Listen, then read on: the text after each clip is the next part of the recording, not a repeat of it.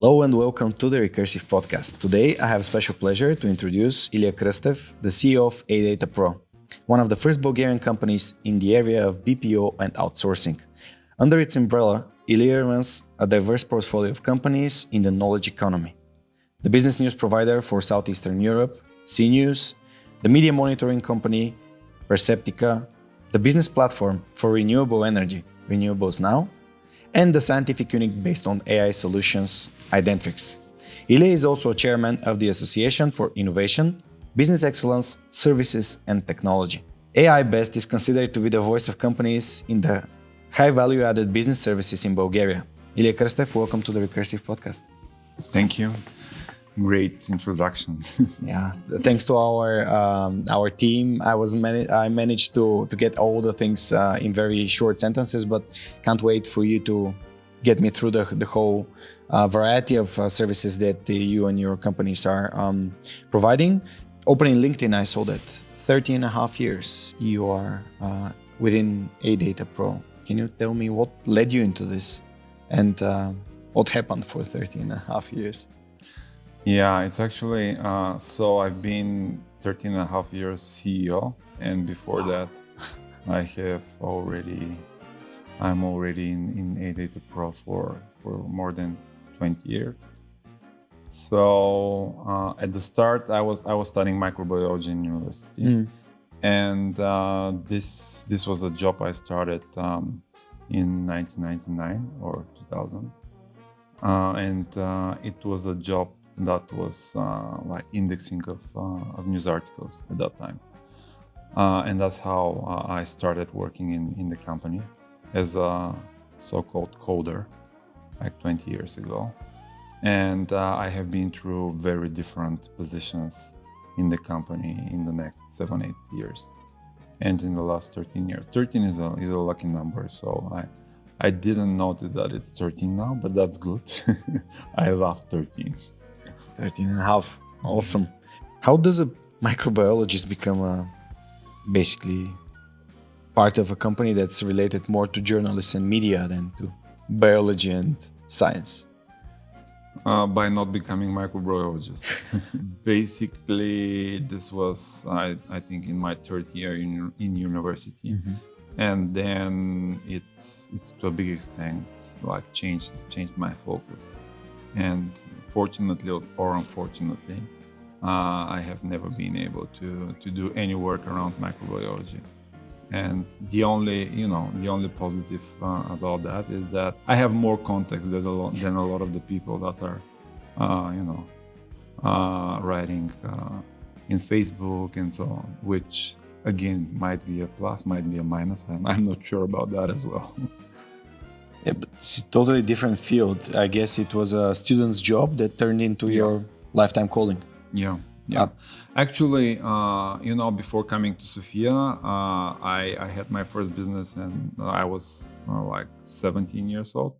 So it was a computer club in Sliven. And this was like live for around a year and a half. And by doing that, it basically gave me some push to work and to earn myself like money, to be independent and so on and so forth. And when I came to Sofia and started studying, it was also like something that I needed to do on top of just being in university. And then this actually gave me additional opportunities that I didn't know exist in 2000. Yeah, in year 2000. And I didn't look back at actually continuing with the microbiology. The world of data was at that time more interesting. Interesting. My initial question that I was preparing was, how does a microbiologist become an entrepreneur? But it seems that you became an entrepreneur because you became a microbiologist. Yeah. It's like for me, I have in the last 20 years, I have on top of what I'm doing in A-Data Pro and the companies that you mentioned, I have had a lot of tries and failures. I've actually I owned a restaurant at the time, like in Sofia. This didn't go well. I mentioned about the club, the computer club. I also have a small business in agriculture, and so on. I have invested in several companies, some successfully, some not so much. So this is something that is really working with people and trying different things has been a focus of what I'm doing in the last 13 and a half years and more. Yeah, testing different things. Yeah.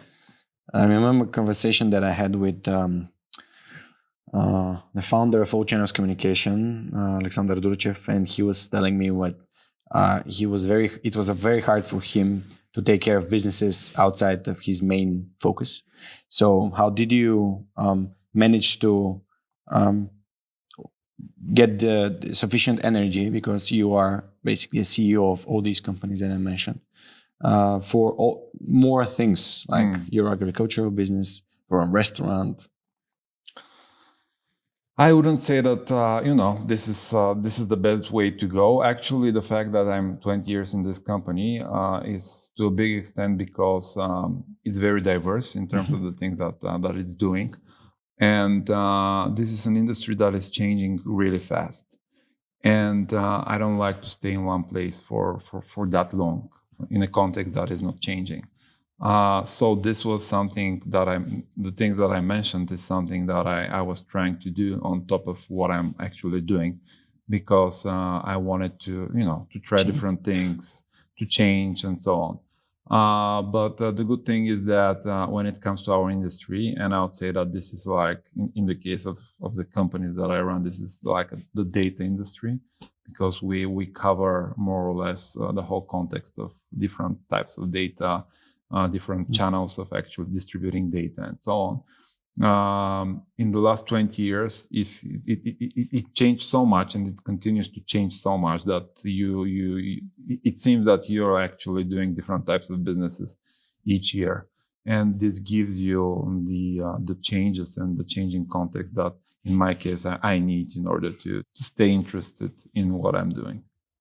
Yeah, one of the things that I'm preparing myself to go into is the transformation from BPO, from outsourcing company, to a product, more or less, a company, as what the story behind AData Pro is. And it seems to me that most of the companies in the region that started as an outsourcing companies started trying to find ways and transforming themselves into product companies because of the higher value that's added by the employees that they have. So what started this process initially at your company? When it comes to the market in Bulgaria and Southeastern Europe in general, actually the value of companies that invested in Bulgaria, like outsourcing, shared services, and so on, was significant, because this was a market that actually didn't have the knowledge when it comes to doing international business, when it comes to a lot of the soft and hard skills that are connected with different types of services and so on. So this was an investment that could not be done by the educational system, because it was not prepared to make this leap. And I would say it's still not prepared, but that's another story. So the companies that started in early 2000 were started because there were enough people, like bright people, that didn't have a place to work. And it was a region that was, in terms of price or cost, it was really catching up, and it was a lot more efficient compared to other markets. And this was a big boost for the economy and for the employment in Bulgaria when it comes to like languages, tech skills, and so on. At a later stage, this was actually positive for the whole economy, because, as I mentioned, this to a big extent at that time, and even at the moment, this is sometimes a set of companies or an industry that substitutes education. For these people, there are like two ways to develop. One is in these companies themselves, but also these are people that can be very valuable for the economy in general. And these are still companies that create that type of resource for the economy that in that scale cannot be cannot be found in the educational system. We cannot like import these people or something like that. So this is like some background on my opinion on the value of this industry and how it impacted the local economy. At a certain stage, of course, a lot of these companies were trying to refocus what they do and how they do it. So basically, after getting enough know-how in the areas that they were working with in, as in our case, with we were at that time working with Reuters and on several big projects, and this was actually the start of the evolution of news and information globally. So at that time, they were like the news were not coming in on a website or something like that. They were coming on an FTP folder and things of that sort. There was an exe file that actually loaded the articles, and we were really lucky that we managed to work with the biggest companies on the global market at that time, because this gave us the opportunity to go with them through this evolution. And by doing that, we actually managed to get all that know-how that I would say that very few companies worldwide have. And after that, this was a prerequisite for us to, on top of the services that we provide, to start trying to actually use this know-how to create new companies, to create new products, and so on. Again, in some of these cases, this has been successful. In others, it was terribly unsuccessful, but that's also okay. And for the whole market, another push, of course, for the transformation from outsourcing to like higher added value services or products is cost and know-how, because for this market with now better people, better trained people, and higher costs, you don't have a lot of efficiency when it comes to low-end BPO, which is now actually out of the market when it comes to Bulgaria. I see. So if I understood you correctly, basically the outsourcing companies were hands-on education for people that had no actually skills that were relevant to the job market. And then the opportunity to work with companies that are big in the global market, like yours with Reuters that you mentioned, opened the door for the possibilities and the opportunities that were there. What was the first thing that tipped the scale and you decided to try? And was the first one the most successful one, or it was like trials and errors? If I have to be honest, I don't remember the first try, because we have so many tries, and we continue to have a lot of tries. So now we have a very broad bottom line when it comes to potential projects or products that we can do. And even now, because it's the end of the year and we are planning for the next year, and we are actually trying to be more conservative when it comes to the number of things that we want to try for the next year. And this is the bigger issue compared to actually new ideas and so on. But the transformation is rather on strategic level is more connected with actually what is your strategy as a company or a set of companies going forward, but not this strategy that says, in 5 years, we want to have that type of product, because I don't necessarily really believe in that, because in our industry, I don't believe that this is possible for such long stretches of time, just because what we talked about. I mean, things are changing really fast, and you either adapt to that and try to be faster, or drop out. You're out of the business. What we're trying to do is rather to create in 5 years with this company, we want to be in a particular place that is more connected to the way people think than to the products that are connected with this company. So basically, as I mentioned, we have a very broad know-how for the whole data industry globally. And the perspective is that if we have enough entrepreneurial spirit internally, and we have an organization that can adapt fast to what the changes are in the industry, we'll be able to think of products and services that are relevant to our client base. So, and the focus have been more on that, and the efforts have been more focused on that.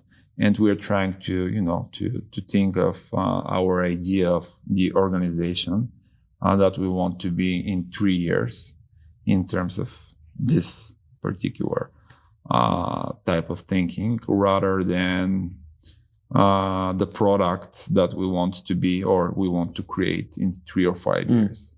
So again, this is not always working in the best way, just because in some cases, if you're more focused on a particular product,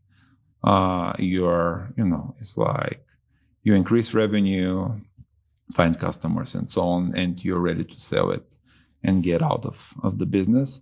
In my case, I'm not interested in that. I mean, I'm not interested in selling the business. I'm not interested in having a particular success with one single thing. I'm more interested in what is the ecosystem that you create around you, and by doing that, what is the maximum number of people that can be successful around this ecosystem, and the know-how that you have gathered, how you can use it in the best way and help other people succeed as well. And again, sometimes this works, other times it doesn't. But as a way of thinking, we have decided that this is our way of thinking when it comes to how we do business. So, would this be a useful advice for other companies that are willing to change their strategy towards creating a service with a higher value or a product, to be focusing on developing their human capital and the way that personnel thinks and develops as skills and knowledge?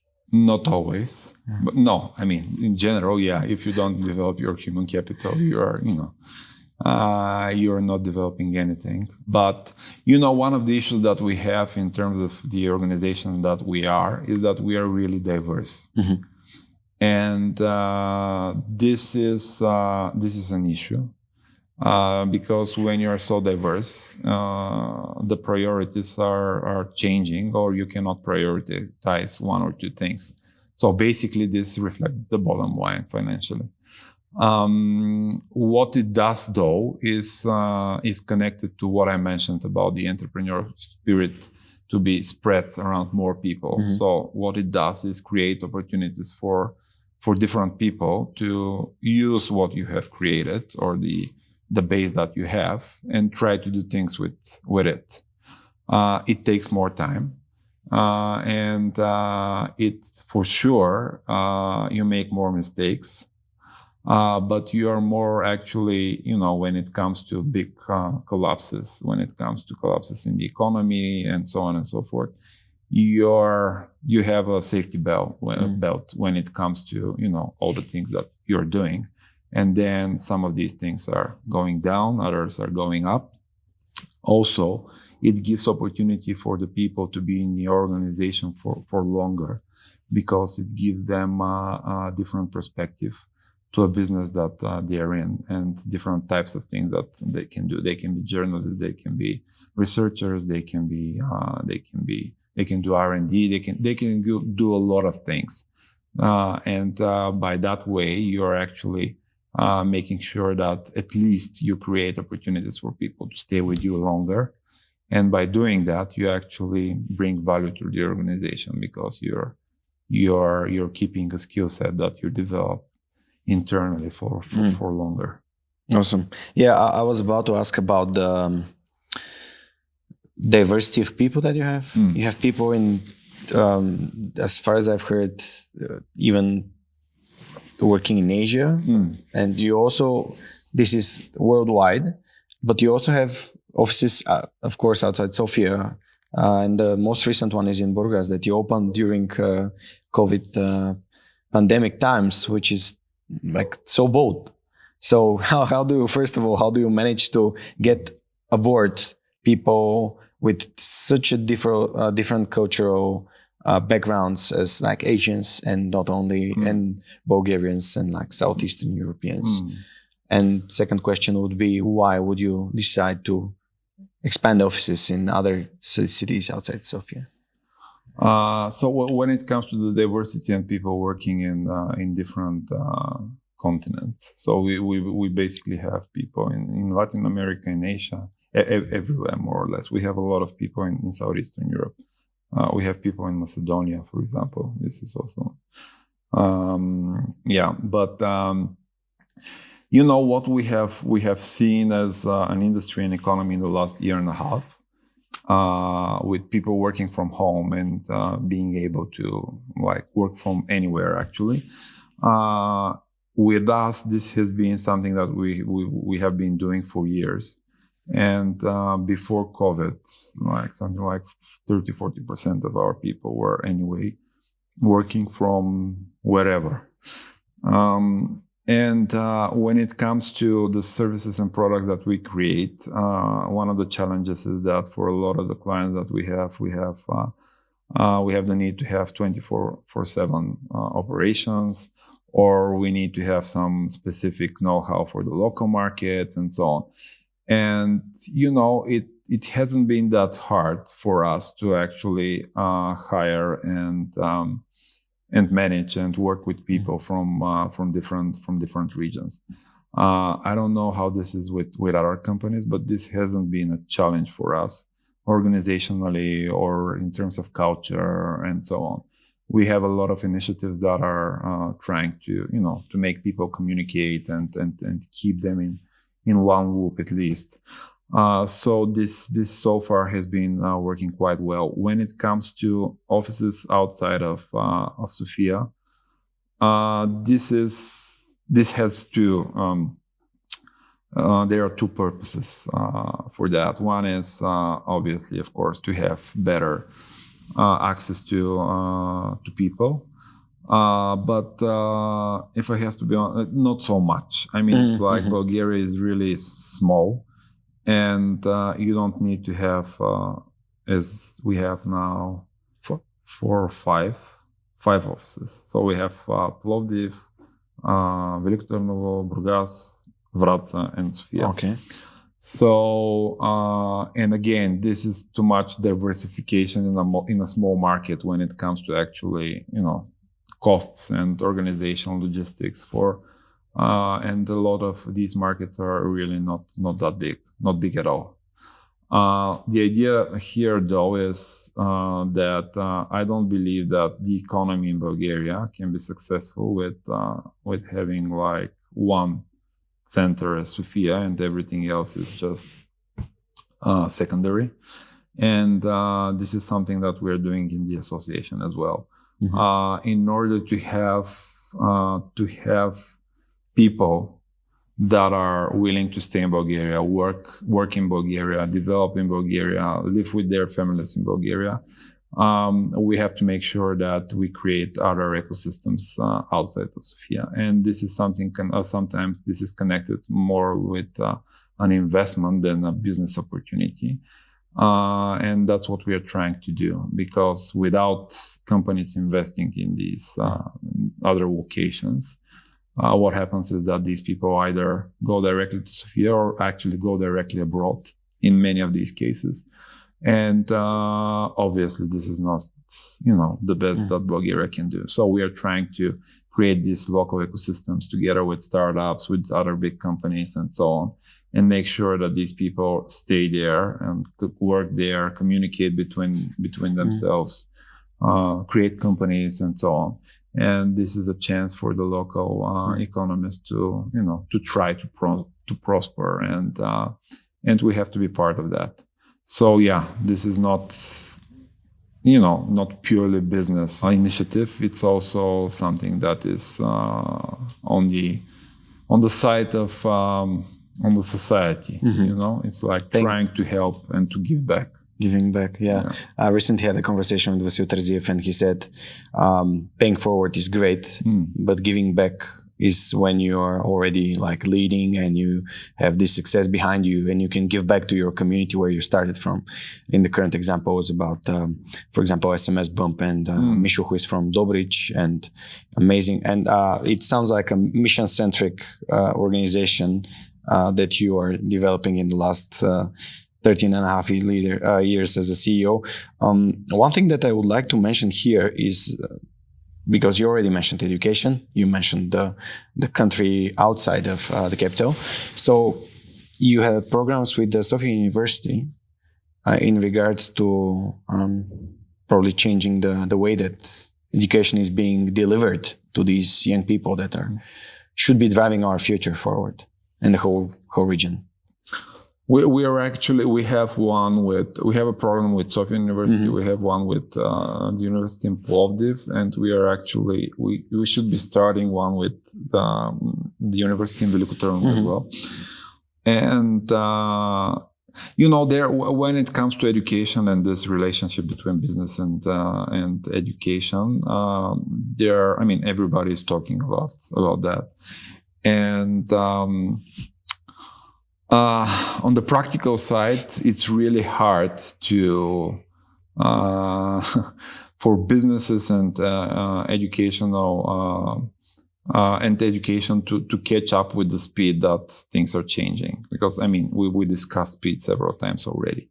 But what we are trying to do, of course, is to impact the system in the way we can, both with universities but also with schools. We are supporting different types of training in schools. The associations, not only ours, but like other associations as well, are actively participating in things like software trainings in the schools together with teachers and so on. But the fact is, though, that before education changes, we have more pressing issues as companies. And what we do as companies is educate people ourselves. And basically, there is a big on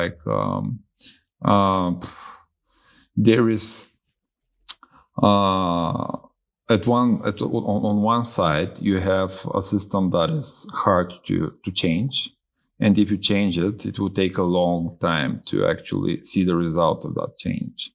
On the other side, you have businesses that need change right away. And because this system is not really, willing to change, businesses have invested more and more in actually creating, as you know, like training centers, internal educational systems, and so on and so forth. And I'm afraid that this actually, to a certain extent, have we are at the point where businesses are less willing to participate in changing this system just because of the efforts and time that this needs. And now, when we're talking about how education and business should be working together and so on and so forth, to a big extent, this is just words in a lot of these cases. And businesses are now at the point where they're really more willing to invest themselves in things that they control compared to invest in a system that they don't control, and that the system that is not willing to change and to adapt to what's happening globally. And this is actually the end result of all that, is also the fact that a lot of the young people, after getting to 16, 17 years old, they're just leaving Bulgaria. And this will be the biggest issue that we are facing, both as businesses but as a nation. And obviously, having 2 universities or 3 after what was the last one? Like we had 3 universities after 1,200 place in the global scoring for universities. Yeah, it's not something that we can be proud of, and it's not something that can keep young people in Bulgaria. absolutely. I do agree on this. And I have a favorite saying in English. It's all talk and no walk, unfortunately, which is something that the business, the government maybe doesn't care as much, but the business do care, because for better business, for higher value added businesses, we need higher value added people. And thank you very much for your work with the universities, because I think this is the way forward. We already mentioned AI Best as an organization here in Bulgaria, as an association, but you're also developing a very strong brand also on the Balkan, in the Balkan region, not only in Bulgaria. So what can we learn from our neighbors in regards to innovation and their lessons that we probably need to learn? Anything comes to mind? So it's like for us, one of the challenges that we see as business is that these markets that we work in, when it comes to the Balkans, are really small markets. If you of course, maybe Romania in terms of how big the others are, but in general we are very small, and this is something that when it comes to investors coming into the region or resources that we work with, when it comes to technological transfer and things of that sort, it's challenging. So what we're trying to do as an association is to consider this market as one market. So basically, when it's communicated, when you have a network that is structured in the way that it can share resources, it can do technological transfer, it can share educational opportunities and so on, and it is promoted as one market. If you compare it how politicians are actually dealing with this region, we should be able to give it another reputation, because historically the Balkans are not with great reputation when it comes to what's happening, what is actually happening at the moment as well. So what we're trying to do is bypass the political things and create an ecosystem for the whole region that can be considered as one market. These are small markets that obviously how big they are is not their key selling point, but the fact that they are small and very different between themselves gives a diversity that is not so commonly met in Europe, just because, again, history, different types of So this is something that is interesting and can be used in actually how the whole ecosystem can work together, and we can use the positive examples from all these countries. We're seeing now that more companies from Bulgaria are trying to set up operations in other countries on the Balkans, and we are also seeing that Bulgaria is considered like an entry point to the Balkans. Again, this is an opportunity that is not so well used by the politicians. But I believe that businesses can make a difference, and we can be a door to the region, and Sofia can be a center of that region. And when it comes to investments, but also partnerships, actually selling on the local market, hopefully at one point as well. And we are putting in a lot of efforts in that.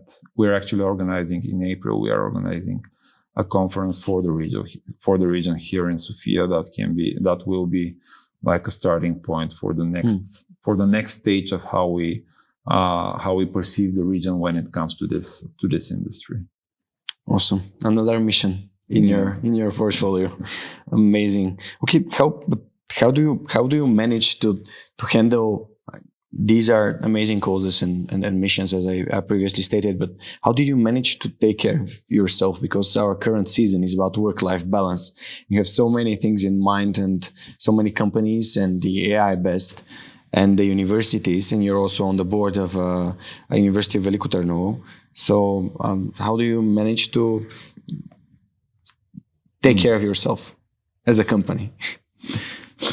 I don't always manage to. So basically, one of the things that I try to do is, this is one of the reasons that I have this small agriculture business, is that a lot of the things that we're talking about, you cannot see them. So these are things that are just pass by. I mean, information, education, I mean, it's all great, but you cannot touch that. You cannot see it grow. It's not physical. And I use like the agriculture business. It's more like a balancing act when it comes to how sane you are and how you actually can feel it and see it grow, and you can actually associate yourself with something that is visible and that you can manage in a time period. And this keeps you on the ground and helps a lot when, in order to keep your sanity when it comes to all the things that you want to do. And the other thing is that, I not always am I able to actually balance all that. And the end result is, as in business, is not satisfactory sometimes. And then you have to have like balances like that you can use to keep you afloat. So I'm not the best example for this type of balance. I'm trying to use like bypassing acts in order to stay in balance, but it's not always working. Yeah. So I'm yet to learn what is the best way about that. Awesome. I have a saying that nothing is more motivating than seeing results, and what you described in the agricultural business, to me, as the way you're describing it, sounds like a hobby, more of a business as something with an impact. It just has an impact on you, which is probably what's sufficient for you. Can you tell me a bit more about this? What kind of agriculture do you do? It's so the idea is to be a sustainable agriculture. I have a sheep farm in Kotel, and I have some land in close to Sliven. So this is something that it's high in the Kotel is not so high, but it's in the mountain, and there is nothing around. So basically, you are alone in the mountain with these animals, and then for me, when it started, it was an idea for business, but also it was the idea was to be a business that is sustainable and that is different from keeping animals at a closed farm and giving them whatever you give them, because again, when it comes to health and how we treat agriculture and food, this is not what I believe in. So it was like a try to actually invest in what I believe in from one side, and try to do a business from another side. Trying to do a business died with the time, and it's more like, as you said, it's more like a hobby, and sometimes something that you can attach yourself to, and say, it's like put your money where your mouth is. And it goes for education and everything that we described, but it goes for other things as well. And this is one of the examples. It's like you can at least preach it by showing that you are investing in things like that. I was about to ask, are there lessons that you learned from this agricultural endeavor that helped you in your business life? Yeah. It's like obviously the people that you work with when it comes to agriculture are quite different compared to the people that you work with in the other businesses. And sorry, yeah. Business intelligence and like farming. Yeah. And so it's like, things are a lot more simpler. And what I've learned is that years ago, I was not listening to people so much as I'm trying to now. Mm-hmm. And I would say that one of the reasons for that is this business as well, because these people, when you give your full attention to them, you can actually, this is the way they get motivated. It's not your input, it's rather your attention. These are people that want to share with you their like concerns, and these are people that for them like totally different things are important. Like their cow is now sick, and it's like the family that they have, and they want to share. And you listening is the most important thing for them. And when it comes to the other businesses and the way we manage these businesses, sometimes we forget that listening is a key part of managing. And this is something that I have learned from the agriculture business. Yeah, I do believe in this as well, because I have a saying that even the relationship, the family, there's a currency there. It's called attention as well. So last week I had a conversation I had a talk talking about how to understand others better, and my point was listening to them without waiting for them to finish so we can say whatever we wanted to say. And someone jumped in with a question, but how about me? I want to say something. So keeping the ego in check is and being reminded by such a simpler way of life is an amazing example that you're giving us today. Thank you. If you're looking back on like connecting the dots, as Steve Jobs said, looking back towards the way that you started as a leader, how did these years help you change your path towards the person that you are now, listening more and keeping your sane because of things outside of business? One of the things is control, or rather lack of control. So basically, starting in these type of roles, I was like a lot like control freak when it comes to what's happening, how it's happening, and so on and so forth. And the good thing about doing so many things is that whether you want it or not, you cannot control everything. So this gradually changed me in terms of, understanding other people and actually trying to let go of control. Again, this is not something that happens every time. And some of the things that are with top priority at a particular moment, I try to be more involved and so on. But this has changed me in the last like 7-8 years, because with so diversified portfolio of things that I'm doing, at a certain point, it's like you decide that the most important thing is to give opportunity rather than take control, and live with what happens next. This is something that it's funny because in a lot of times people say that they're okay with letting go of control and so on, but they're not okay with what happens next. What are the results of letting go of control? And very often these results are not pretty, but they're part of the whole process.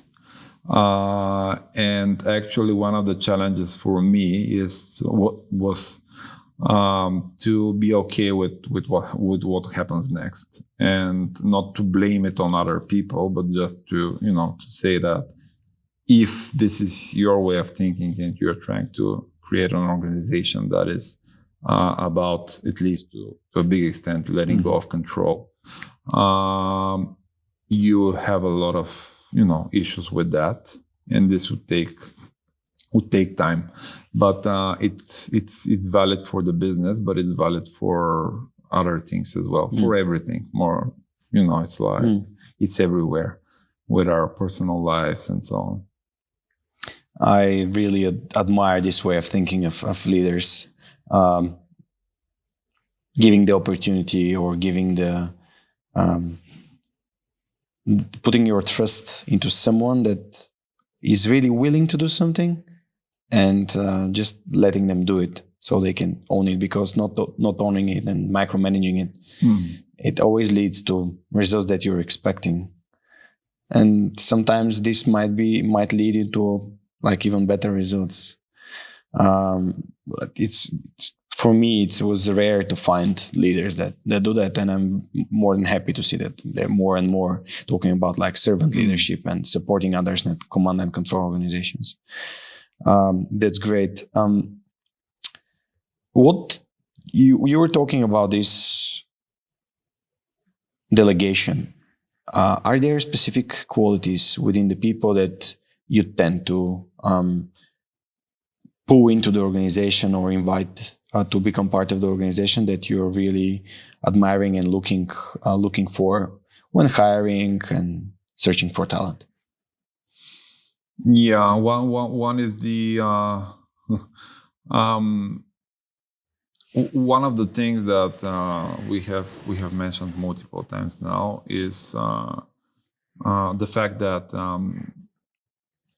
the business that we work with in is changing really fast, and basically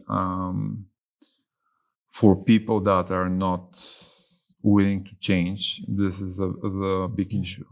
What we are seeing is that if you're not changing your processes, or just breaking down the whole process and starting from scratch, I have seen like numerous times in which if you don't do that, you're actually losing the business, and we have lost a lot of business because of not changing or adapting fast. So when it comes to people that are willing to change as a start is something that is really crucial in organizations like that, because if they are not, it's like there's so many ways in which people are blocking changes, are willing to sacrifice success just to make sure that they don't change, that they are safe, that they know the processes that they are doing, and everything's fine because the client is happy, and so on. But this is like in sports. If you're doing the same thing the same way, you cannot expect that you'll get better. And a lot of people are doing other things while you're doing the same thing over and over again. And it's a struggle, and I can totally understand that not everyone is willing to change all the time, because I'm not talking about let's change this and then stay like that for like 2 or 3 years. No, I'm talking about let's change this and change it again in 3 months, and this is not easy, but this is one of the things that I appreciate and I look for when I'm working with people. Yeah. We've all heard the stories about Kodak and Nokia and not willing to change. So is there a way that you check this? Is there a question that you ask or situation that you put the people into to get the sense of how are they really willing? Because it's easy when someone sits in front of you and says, are you willing to change? Of course, always willing to change. But how do you get a sense of if the person's really walking the talk? Yeah, when it comes to hiring people, it's one thing. When it comes to internal people, it's another. Yeah. So when it comes to hiring people, you're right. I mean, it's not something that you can get to in an interview with questions. the thing here is that the fact that when it comes to Bulgaria, the fact that the market is small has its disadvantages, but has some advantages as well. And they're connected with the fact that people know each other and more or less know the organizations that are on the market. And you more or less know what is the culture of these organizations and so on. So there are things that you can extract, or you can ask the person sitting in front of you, if you have enough context, that can lead you in believing or not whether he or she is willing to make frequent changes. When it comes to internal people, it's just it's from practice. And what I some of the mistakes that I have done is that in some of these cases I have waited for much longer than normal for people to change, because there is a certain point when if you wait for too long, this is actually affecting a lot of other people as well. And it's not about a particular person, but it's about the culture and all the people that are working with this person. So there is some balance there where you should be ready to do more crucial measures when you see that something is not happening fast enough or changing fast enough. I've read a story about a company that you work with, and you had around 50 people working on it, and you found a way to optimize the process, and you had to there's always this way of like not changing, keeping the process it is, and someone else getting the business when they found this new way, new approach. So can you briefly share this story as we are approaching the end of our interview about because it takes like massive amounts of balls to like get a business for 50 people getting hundreds and thousands of dollars or euro in revenue, and then totally and switching the way that this product this service is being delivered to automatization, and then repurposing the people throughout the company in different one way or another.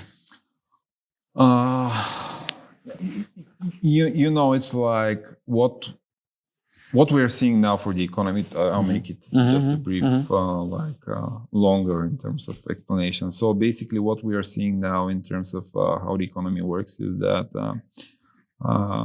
there are obviously a lot of money in the system, and these are really cheap money.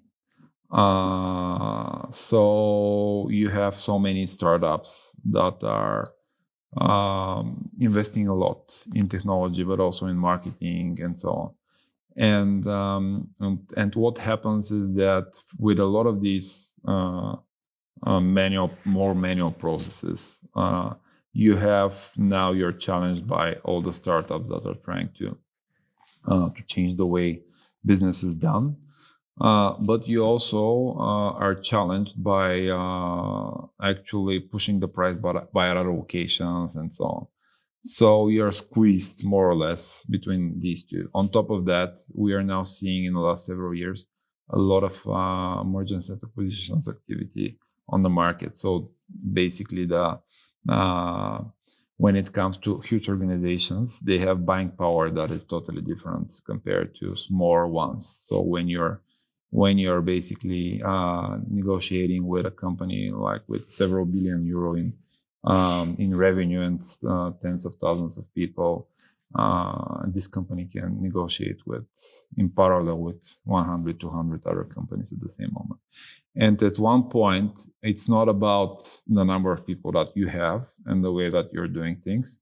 It's about to what extent you're actually trying to convince your client if things can be done in a better way. Because when I look at the organization and the things that we're doing, is I'm thinking about what is the interest of the client, and not what is my interest, what is the interest of the people that work in the company. Because I know that this is a very standard saying that, people are the focus and so on. They are, but it starts with the client, and what you're trying to sell to that client and what you're trying to do. So it turns into more like a consulting work, where your work is to convince the client that the thing that he's getting now can be done in a different way. And then you're actually not a company that sells a product or a service to a client, but you're a consultant that is trying to find the best way that the client proceed with this product or service.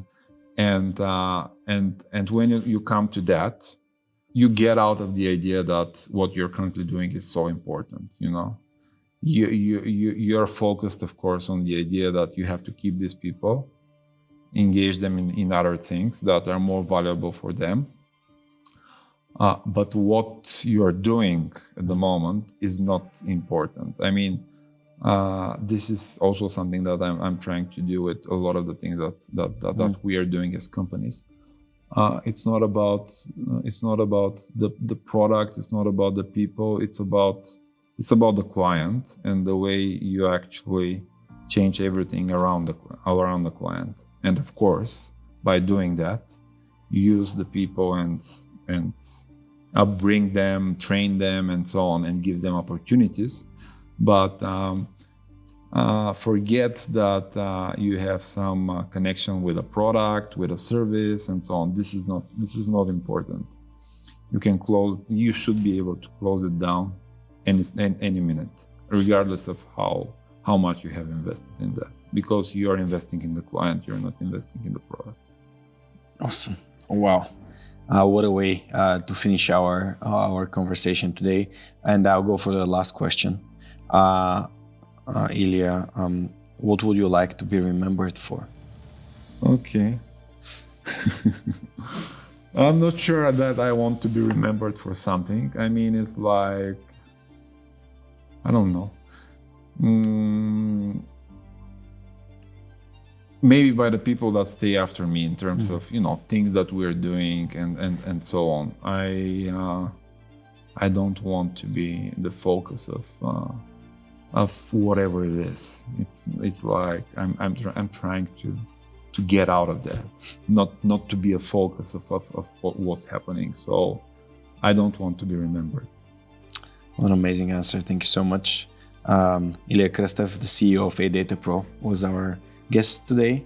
Thank you for being with the Recursive podcast this year. Thank you for being with the Recursive podcast yet again, and see you next week. Thank you, Ilia, for being here. Thank you. Next episode of the Recursive podcast, Irina meets with the serial entrepreneur and angel investor Grégoire Vigru, a Frenchman whose entrepreneurial journey is tightly tied to Romania. Anyway, those three kids that I love so much start asking me questions about what I do, and say, "Daddy, what do you do at work?" When I have a business dinner, for example, I come late, and in the next day say, "We didn't see you last night. Where were you? What were you doing?" When I'm explaining to my three kids what I do at work, again, am I going to tell them about a EBITDA? Again, am I going to tell them about a pitch deck? Am I going to tell them about a business plan? No, I want to tell them about the impact. I want to tell them, you know what, Daddy launched a refurbished smartphone company because producing a new smartphone is a catastrophe for the environment. And if you're just as passionate about innovation as we are, hit subscribe for the Recursive podcast on YouTube or your favorite podcast platform. We're everywhere.